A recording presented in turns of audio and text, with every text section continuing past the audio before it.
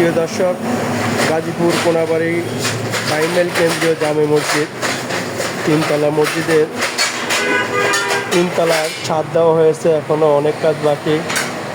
দোতলা নিচতলা চালু আছে।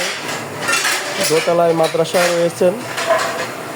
এটা হলো ঢাকা টাঙ্গাইল মহাসড়কের থেকে 50 ফিট ভিতরে হবে এই মসজিদে।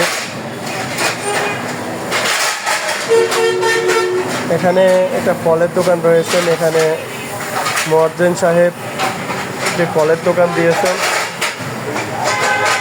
এই জায়গায় অনেক সুন্দর, দুই পাশে দোকান, উপরে মাদ্রাসা। ঢাকা টাঙ্গাইল হাই রোডের থেকে হাইটা গেলে 30 সেকেন্ড সময় লাগে। এই হলো মাদ্রাসার সাইনবোর্ড।